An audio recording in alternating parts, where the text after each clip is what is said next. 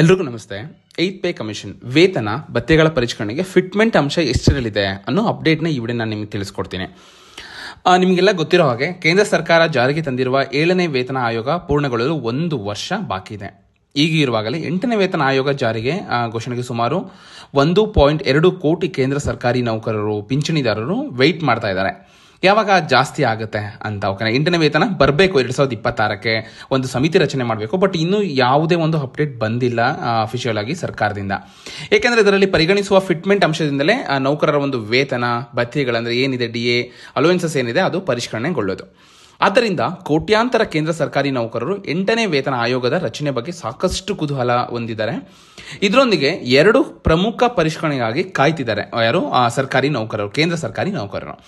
ಹೊಸ ವೇತನ ಆಯೋಗ ಜಾರಿಯಾಗುತ್ತಿದ್ದಂತೆ ನೌಕರ ವೇತನ ಹಾಗೂ ಪಿಂಚಣಿಗಳಲ್ಲಿ ಗಣನೀಯ ಏರಿಕೆ ನಿರೀಕ್ಷಿಸಲಾಗಿದೆ. ನಾರ್ಮಲ್ ಆಗಿ ನಾವು ಒಂದು ಪೇಯಿಂದ ಇನ್ನೊಂದು ಪೇಗೆ ಬಂದರೆ ಸಂಬಳ ಜಾಸ್ತಿ ಆಗುತ್ತೆ. ಅದರಲ್ಲಿ ಹಾಲಿ ತುಟ್ಟಿ ಭತ್ಯೆಯ ಏರಿಕೆಯನ್ನು ನೌಕರರು ಪಡೆದುಕೊಳ್ತಿದ್ದಾರೆ. 7ನೇ ವೇತನ ಆಯೋಗ ಅನುಷ್ಠಾನಗೊಂಡ 9 ವರ್ಷಗಳಾಗಿದೆ. ಅಂದ್ರೆ ಆಲ್ಮೋಸ್ಟ್ ನಾನು ಹೇಳಿದ್ನಲ್ಲ, 10 years ಒನ್ಸ್ ವೇತನ ಪರಿಷ್ಕರಣೆ ಮಾಡ್ತಾರೆ. ಯಾಕಂದ್ರೆ ಒಂದು ಆರ್ಥಿಕ ಮಟ್ಟನ ಸರಿದೂಗಿಸ್ಕೋದಕ್ಕೋಸ್ಕರ. ಓಕೆನಾ, ಈಗ ನೀವೇನು ಗೊತ್ತಲ್ಲ, ಸೊ 10 ವರ್ಷದ ಹಿಂದೆ ಇದ್ದಿದ್ದ ಬೆಲೆಗಳೇನು, ಇವತ್ತಿರೋ ಬೆಲೆಗಳೇನು ಜಾಸ್ತಿ ಆಗ್ತಾ ಹೋಗುತ್ತೆ. ಓಕೆನಾ, ಸೊ ಅಂದ್ರೆ ಇನ್ನೊಂದು ವರ್ಷದಲ್ಲಿ ಅಂದ್ರೆ 2025 ಡಿಸೆಂಬರ್ 31 ಕೊನೆಗೊಳ್ಳಬೇಕು. 2025ಕ್ಕೆ ಎಂಡ್ ಆಗುತ್ತೆ, ಇನ್ನು ವರ್ಷ ಇದೆ. ಬಟ್ ಅದಕ್ಕೆ ಒಂದು ಸಮಿತಿ ರಚನೆ ಮಾಡಿ ಅದನ್ನು ಅನಾಲಿಸಿಸ್ ಮಾಡೋದಕ್ಕೆ ವರ್ಷಗಳೇ ಬೇಕು ಅಲ್ವಾ. ಪ್ರತಿ 10 ವರ್ಷಕ್ಕೊಮ್ಮೆ ಹೊಸ ಒಂದು ವೇತನ ಆಯೋಗ ಜಾರಿಯಾಗಬೇಕು. ಅದಕ್ಕೂ ಹಲವಾರು ತಿಂಗಳುಗಳ ಮೊದಲೇ ನೌಕರರ ಶಿಫಾರಸು ಪರಿಗಣನೆ, ಚರ್ಚೆ, ಅನುಷ್ಠಾನದ ಘೋಷಣೆ ಆಗಬೇಕು. ಆದರೆ ಇದ್ಯಾವುದ್ರ ಬಗ್ಗೆ ಸರ್ಕಾರ ಅಧಿಕೃತವಾಗಿ ಇನ್ನೂ ಏನು ತಿಳಿಸಿಲ್ಲ. ಇದರ ಕುತೂಹಲ ಕೂಡ ಹೆಚ್ಚಾಗುವಂತೆ ಮಾಡ್ತಾ ಇದೆ. ಯಾಕಂದ್ರೆ ಸರ್ಕಾರಿ ನೌಕರರು ಒಂದು ಸಂಬಳ ಜಾಸ್ತಿ ಆಗುತ್ತೆ ಅನ್ನೋ ಒಂದು ಪಾಸಿಟಿವ್ ಮೈಂಡ್ಸೆಟ್ ಎಲ್ಲ ಇರ್ತಾರಲ್ವಾ. ಯಾವಾಗಲೂ ಎಲ್ಲರೂ ಅದಷ್ಟೇ ಕೆಲಸ ಮಾಡೋದೇ ಒಂದು ಸಂಬಳಕ್ಕೋಸ್ಕರ ಹೇಳ್ಬೋದು. ಬಟ್ ಈಗ ಒಂದು ಆರ್ಥಿಕ ನಮ್ಗೆ ಇರೋ ಒಂದು ಬೆಲೆ ಏರಿಕೆ ಅದನ್ನೆಲ್ಲ ಸರಿದೂಗಿಸ್ಬೇಕು ಅಂದ್ರೆ ಸಂಬಳ ಕೂಡ ಜಾಸ್ತಿ ಆಗ್ಲೇಬೇಕು. ಹಾಗಾದ್ರೆ ನಿರೀಕ್ಷೆಯಂತೆ 8ನೇ ವೇತನ ಆಯೋಗ ಸರ್ಕಾರ ಅನುಷ್ಠಾನಗೊಳಿಸಿದರೆ ನೌಕರ ವೇತನ ಪರಿಷ್ಕರಣೆ ಎಷ್ಟಾಗ್ಬೋದು, ಫಿಟ್ಮೆಂಟ್ ಅಂಶ ಏನ್ ಪರಿಗಣಿಸಲಾಗುತ್ತೆ, ತುಟ್ಟಿ ಭತ್ಯೆ ಮತ್ತೆ ತುಟ್ಟಿ ಪರಿಹಾರ ಎಷ್ಟು ಏರಿಕೆ ಜಾಸ್ತಿ ಆಗ್ಬೋದು ಅನ್ನೋ ಲೆಕ್ಕಾಚಾರ ಕೂಡ ಜನ ಮಾಡ್ತಾ ಇದ್ದಾರೆ ಸರ್ಕಾರಿ ನೌಕರರು. ಫಿಟ್ಮೆಂಟ್ ಅಂಶದ ಲೆಕ್ಕಾಚಾರ ಅಪ್ಡೇಟ್ ಮಾಹಿತಿ ನೋಡೋದಾದ್ರೆ, ಹೊಸ ಫಿಟ್ಮೆಂಟ್ ಅಂಶ ಅತ್ಯಧಿಕ ಪ್ರಮಾಣದಲ್ಲಿರುವ ಎಂಬ ಸಾಕಷ್ಟು ವರದಿಗಳು ಈಗಾಗಲೇ ಬಿತ್ತರಗೊಂಡಿವೆ. ಪ್ರತಿ ವೇತನ ಆಯೋಗ ಅಡಿಯಲ್ಲಿ ಕೇಂದ್ರ ಸರ್ಕಾರ ನೌಕರರ ವೇತನ ಶ್ರೇಣಿಯ ಏರಿಕೆ ಫಿಟ್ಮೆಂಟ್ ಅಂಶವನ್ನೇ ಆಧರಿಸಿರುತ್ತೆ ಯಾವಾಗಲೂ ಕೂಡ. ಹಾಲಿ ಏನಿದೆ, ಒಂದು 7ನೇ ವೇತನ ಆಯೋಗ ಸರ್ಕಾರಿ ಉದ್ಯೋಗಿಗಳ ಫಿಟ್ಮೆಂಟ್ ಅಂಶ ಎಷ್ಟಿತ್ತು ಅಂದ್ರೆ 2.57 ಅಂದ್ರೆ 2.57 ಫಿಟ್ಮೆಂಟ್ ಅಂಶ ಪರಿಗಣಿಸಿ ಪರಿಷ್ಕರಣೆ ಮಾಡಲಾಗಿತ್ತು. ಆದರೆ ಈಗ ಕೇಂದ್ರ ಸರ್ಕಾರಿ ನೌಕರರ ಸಂಘಗಳು 3.67 ಫಿಟ್ಮೆಂಟ್ ಅಂಶವನ್ನು ಪರಿಗಣಿಸುವಂತೆ ಬೇಡಿಕೆ ಇಟ್ಟಿದ್ದಾರೆ ಸರ್ಕಾರಕ್ಕೆ. ಲೆಕ್ಕ ಹಾಕಿ ನೀವು, 2.57 ಅದು ಲಾಸ್ಟ್ 7th ಪೇ ಕಮಿಷನ್ಗೆ ಅಪ್ಲೈ ಮಾಡಿದ್ರು. ಇವಾಗ 8th ಪೇ ಕಮಿಷನ್ಗೆ 3.67 ಫಿಟ್ಮೆಂಟ್ ಅಂಶವನ್ನು ಪರಿಗಣಿಸಬೇಕು ಅಂತ ಒಂದು ನೌಕರರ ಸಂಘ ಏನಿದೆ ಅವರು ಸರ್ಕಾರಕ್ಕೆ ಬೇಡಿಕೆ ಇಟ್ಟಿದ್ದಾರೆ.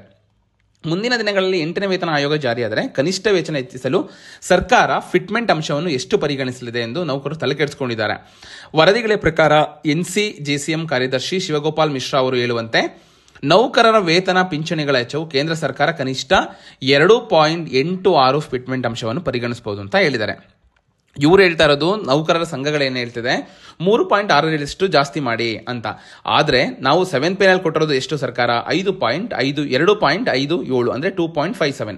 ಇವಾಗ ಒಬ್ಬರ ಕಾರ್ಯದರ್ಶಿ ಪ್ರಕಾರ ಅದು 2.86 ಅಂದ್ರೆ ಒಂದು ಸ್ವಲ್ಪ ವೇರಿ ಆಗುತ್ತೆ ಅಂತ ಕೂಡ ಒಂದು ಸ್ವಲ್ಪ ಹೆಚ್ಚಿಗೆ ಮಾಡ್ತಾರೆ. ನೀವೊಂದಷ್ಟು ಅಂದ್ರೆ ನೌಕರರ ಸಂಘ ಏನಿದೆ ತುಂಬಾ ಬೇಡಿಕೆ ಜಾಸ್ತಿ ಮಾಡಿದ್ದಾರೆ ಅಲ್ವಾ. ಸೊ ಆದಷ್ಟು ಜಾಸ್ತಿ ಮಾಡೋ ಒಂದು ಅಂಶಗಳು ಕಾಣ್ತಾ ಇಲ್ಲ ಅಂತ ಕೂಡ ಹೇಳಿದ್ದಾರೆ. ಈಗಾದರೆ ನೌಕರನ ಕನಿಷ್ಠ ಮೂಲ ವೇತನ 51,480 ರೂಪಾಯಿ ಹೆಚ್ಚಾಗಲಿದೆ. ಪ್ರಸ್ತುತ ಕನಿಷ್ಠ ವೇತನ ಎಷ್ಟಿದೆ 18,000 ರೂಪಾಯಿ ಇದೆ.